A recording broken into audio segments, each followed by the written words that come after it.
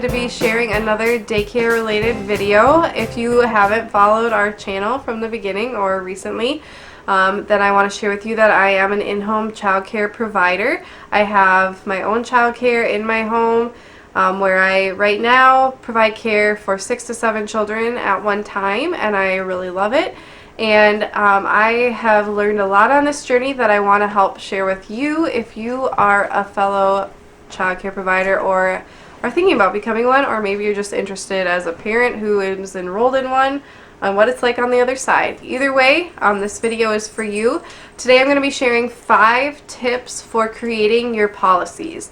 So just to give you a little bit of background, when I first started my daycare, I spent about from July to December, it's like 6 months, really diligently preparing and planning out my policies and getting everything ready. So I did a lot of research. I read a lot of books by Tom Copeland, who is awesome. You need to read his books if you haven't. I'll link them below. And just talking to other providers and getting advice from them and really getting to know what policies are like in my area. So I started out on a really good foot. However, there still have been times where I've needed to change policies, and I've learned that some things just did not work. So after being in the profession for only 3 months, but I have been a nanny, and I know a lot about the subject, even though I've only had 3 months of experience so far. And I really want to share with you guys some tips for creating your policies. So the very first tip I will say is that you need to put you and your family first. This is a business that you got into to help support your family, or to stay home with your children, or because it's something that you love to do. You will not survive in this business long term and be happy with your decision if you're not happy. And you won't be happy unless you put yourself first. This doesn't mean just do whatever the heck you want, but you need to really think about what you want and what you're happy with, and then think about your families. A lot of families would love if you were open 24/7, but do I think that's reasonable for most people? No. So you really need to think about what's best for you so that you don't burn out, because the happier you are, the better care you provide, and the happier your parents are. So when you think of what hours you want, obviously you can't probably just do like 4 hours a day. Yeah, that would be awesome, but that's probably not going to pay your bills, and I don't know who would enroll with that. But you don't want to be open so long that you don't have time for a life outside of your job. So something I actually did was change my hours. I originally wanted to be open 7:30 to 5:30. A lot of the really awesome families that I wanted to enroll needed 7 a.m. But 3 months in, I've realized that only one family was staying here past 5, so I changed my hours to 7 to 5. That way I'm still working 10 hours, I'm still working really hard, I'm still open enough for families that need me, but I'm not working so many hours that I'm going to burn out and I don't have time for my own family. Yes, I'm with my daughter all day, but I'm working, so it's really nice to have special time just for her, to run errands, for my husband, to work out, to read, to do whatever it is that I want to do. Also, when it comes to things like your late policy, how important is your time to you? Would you rather have more money so you charge for it, or would you rather just have that time for your family so you don't charge for it, and if it becomes an issue, you just terminate that family? You really need to think about what's the most important to you. There's no right or wrong, and then create your policies accordingly. My second tip would be to search around your area and get a sense of what the policies are like in your area, and this is good for 2 reasons. One is that if you do have policies similar to those around you and a parent comes after you about it, you can say, look, this is the norm in the area. If you don't like it, chances are if you go somewhere else, they're going to have the same policy. This happened to me in an interview. A lot of the literature I was reading was saying to try to charge the last 2 weeks of care up front. So if a parent leaves and you get no notice and they don't give you the 2-week notice they're supposed to, you still have that 2-week saved up. So I charged that at the beginning, and I had a parent in an interview kind of question me on that and kind of made me feel almost like I was just trying to scam people and get all their money, which is not at all the case. And I'm very transparent of why I charge what I charge up front at the interview. But she kind of said, I've never heard anybody do anything like that. And had I wanted to, had I felt the need to, could have said, well, look, I know this provider, this provider, this provider, this provider who does that. Here's the book that says that's the best practice to do. And I could have kind of shut her up in that moment, but I already knew the interview wasn't going very well, so I just didn't really care to do that. But I know that that's a common practice in my area because I've searched and done the research and I could back it up. Another reason why that's important is, let's say you have a policy that's a lot different than other providers. You will know that up front, and you will know why you have that policy and the other person doesn't, so you can explain why you have that policy. Let's say you want parents to bring meals in for whatever reason. You don't want to offer meals, and that's the norm in your area. You can already have a reason why you do it in your back pocket that you can pull out when parents ask you about it. So it's just really important to know what the norm is around you, especially that's a best business practice. You want to really know the lay of the land once you get into business, because they're kind of your competition, and you want to know what you're offering based on what they're offering and how you compare. My third tip kind of goes against my first tip, but I will explain why that is. My third tip is to focus on your group. So some parents, especially new parents, will often forget that you run a family childcare business, which means there's more than one child here, and you need to think about your whole group when you're coming up with your policies, not just one individual child. So while some parents might love to just bring their kids whenever they want, it often does not work well for the group to have your routine getting messed up from day to day.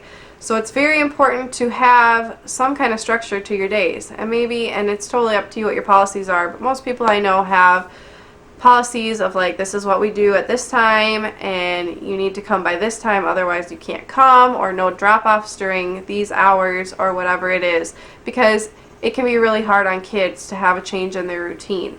I actually ran into this issue. I had talked about it at interviews that there's no drop-offs or pickups allowed during nap time. However, I guess it was not actually in my policy book.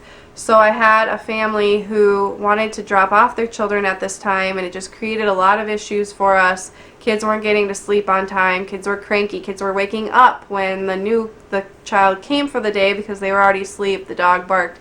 It was just very chaotic, and it created a lot of stress for me and the kids, and then trying to figure this out with the parent was a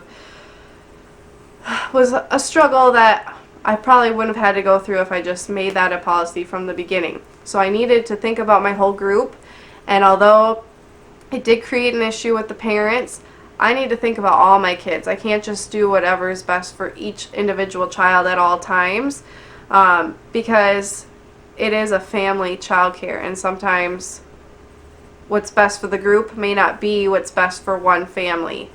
So if one family wants to drop off whenever they want, well, if I did that for all families, I would have them sitting in front of the TV all day, because there would be no way to have any kind of structure or routine or plans for the day, because I would never know what's going on. So I need to think about my whole group before I think about each individual child or family situation. Tip number 4 is a great tip that I've heard and I have really tried to take to heart, and that is to only create policies that you will enforce.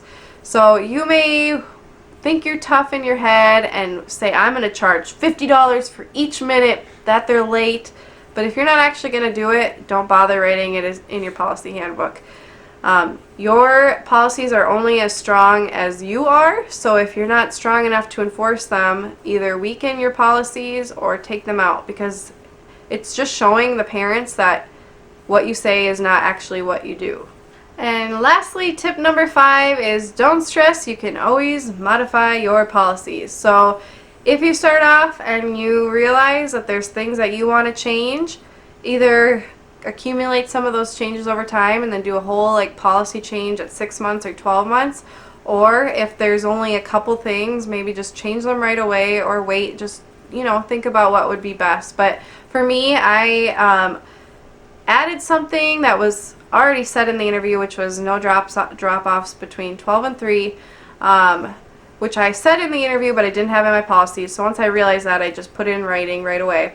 And then I also did change my hours, which was kind of a big thing. However, I wanted to do it right away because I didn't want families to get totally used to this, maybe change their work schedule because they know I'm open till 5:30, and then have everybody staying till 5:30, and then it's too late to change it. So I wanted to change it right away when I knew it would only really affect one family, and they would have a lot of time to you know, find other care if that really didn't work, just based on their schedule and stuff like that. I knew they'd have about 5 months, so it kind of was the best time for me. But just remember that every company will go through changes. They will make contract changes. Think of all the times, every time your iPhone updates, you agree to new terms. It's the same thing.